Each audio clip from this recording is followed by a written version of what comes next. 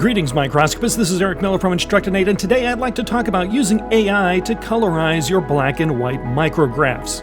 Will it work? If so, how well does it work?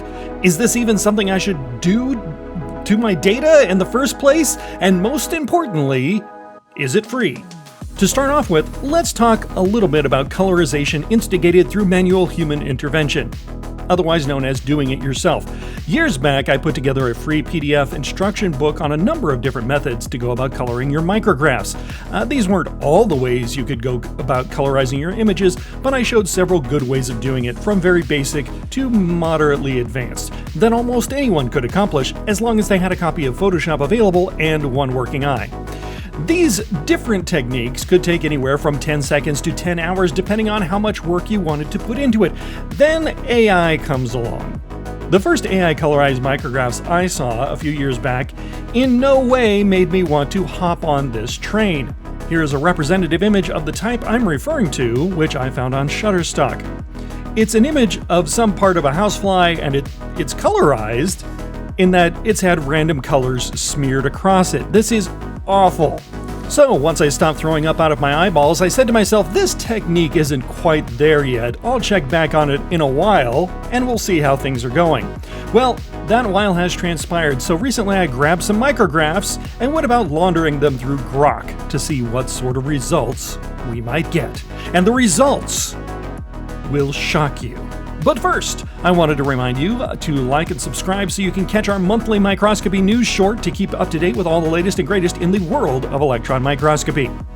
So let's start off with the very first image I tried to colorize. This image is of some zinc crystals. They're very cool structures. The only prompt I gave was, can you colorize this image? Grok correctly identified this image as an SEM micrograph, but incorrectly identified the structures as pollen grains, and thus turned them a lovely gold color. That's fine, but let's take a closer look at a few of the things Grok did here that are pretty good. First, it perfectly isolated the large structures from the substrate and the background. But not only that, it added some vignetting around the corners of the image to better highlight the structures. I mean, this result is gorgeous.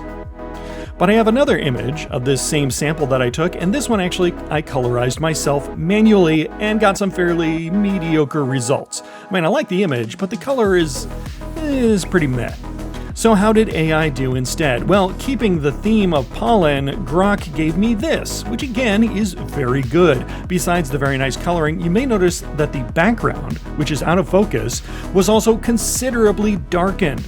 Again, this highlights the in-focus plane near the bottom of the image, and it makes that structure just sitting there really pop. I had Grok do a second take on this one, only I specified the ground should be green and the structure blue or purple or something. This is also very good, though I think the blue is a little too dark. I don't know, but look at how the small zinc structures sticking up on the substrate are darker and much greener than the flatter areas. To manually put a darker green on each of these little structures or blades of grass separately from the rest of the substrate would be incredibly tedious, and one could easily spend hours doing that for this one image. So speaking of super tedious, check out this bug antenna that I took and then attempted to colorize. So I was looking at this image and I was thinking, man, I could cut out each of these little hairs separately and colorize this huge image and it would be pretty epic. So I spent hours and hours over multiple days going through this image and doing just that, manually painting out each of these stupid little hairs, and in the end I had 3 images. The background, the antenna, and then just the little hairs. It is not an exaggeration to say that I worked on this image over multiple weeks. Flat out nuts. Now, the end result I think is pretty good, though I'm sure we can argue a bit over the specific colors being used. Now, without seeing this image as a reference, the only prompt being, can you colorize this image of a bug's antenna? This was the result from Grok after just a few seconds. Now, at first glance, this looks just as good as my image, but upon closer inspection, it's actually better. Not only is everything perfectly segmented, but these tiny hairs, which I never bothered with on my image, have been colorized also. Unreal. Well, you must be saying to yourself, well, this is stupendous, and I'll never manually colorize anything ever again. Well, before you jump there, not everything I tried came out amazingly. We can take a look here at this image of some germanium nanocones. What I was amazed with was that Grok correctly identified these structures as nanocones, but the resulting image was this. This is pretty bad, especially when you compare it to my own colorization efforts here. This was a Christmas card that I made for Christmas one year. So for Grok to do this image justice, it would require some extra massaging and more specific prompts. But what about TEM images, you asked? Well, here are some E. coli structures that I had laying around, and the colorization is okay. It's nothing terribly special, but it's okay. One small thing you might notice is that Grok applied a slight glow around the main structures to help highlight them and separate them from the background. So while maybe a little underwhelming, it's still probably better than what I would have done myself. Now, hold on to your socks for this one. Tell me which of these images is the original and which is the fake. Did Grok colorize a black and white transmitted electron image, or did I convert a light microscope image to grayscale? Well, of course, we're talking about AI colorization here, so yes, Grok colorized this image. I find these results brain exploding. So one of the questions we started off with, is it worth to allow AI to chew up my data and spit it out? Well, it depends. Usually, if you're colorizing an image, it's to make it visually appealing. In that case, you have to admit that you're modifying your data in such a way that it makes it less usable as data, but more usable for other things, mainly display. You want to draw attention to your work, and colorizing it is a great way to do that. Well, why can't I do both? Why can't I use AI to enhance my image and also use it for data? The answer lies in how AI is colorizing your image. When you colorize an image, you're overlaying color or other effects on top of your existing image. That is not what AI is doing. The reason that all these structures can be so perfectly segmented and colorized and shaded so perfectly and delicately is because the AI is not applying color over the original. AI will take the original image as a reference and then generate a completely new image based on that original. It didn't modify the existing image, it just made a new image that's now in color rather than grayscale. We can see this happening fairly clearly with this image of a moth or butterfly scale.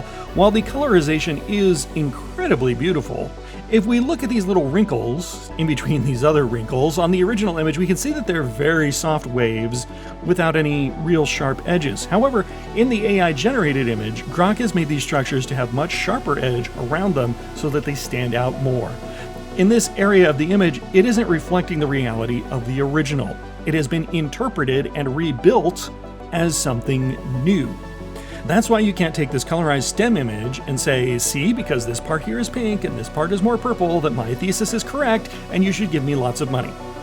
No, we're big kids now and we should know that's not how reality works. This entire image was made up by AI. We have to draw a line somewhere, and if you can't draw one here, then I have no idea where you would. The most important question about AI colorization is it free? Yes, it can be free. All of these Grok images were done using a free X account, and I'm sure you can easily find a dozen other places to freely colorize your images. However, doing it for free might come at a cost to your image. Most of these images I used here were 5120 by 3840 pixel size or thereabouts. Grok returned the colorized images as 1168 by 880. So if you want to get full-size colorized images, you'll likely need to pay for it. Anyway, I'm just going to close out the rest of the video looking at some of the other micrographs I've colorized with AI because they're pretty cool. I'll be saving my favorite one for last. Continuing with stem images, I have this weird sample. What's happening here? I have no clue. We can see grain boundaries and then what look like Kikuchi lines everywhere. This is just the weirdest sample ever. How would anyone go about colorizing this? No clue. But this is what Grok did, which I think looks pretty great. I have a bunch of images I took of a dog tick. I colorized this one in a fairly unconvincing manner. Despite it being a color, this image actually looks flatter and more two-dimensional than the original grayscale image. Well, Grok fixed that for sure. The impressive bits are here on the proboscis, and how well all these different structures and debris and whatever else are all segmented and colored and shaded differently. Woo! And here's a weird one. I just had Grok colorize these Kikuchi lines from an EBSD pattern. Why? Who knows? But guess what? That'll really jazz up my EBSD presentation. So IC chips, especially this one, are fairly easy to manually colorize since they usually have a lot of sharp edges, which makes structures easier to select. My own efforts here are intentionally fun and colorful and not intended to be realistic.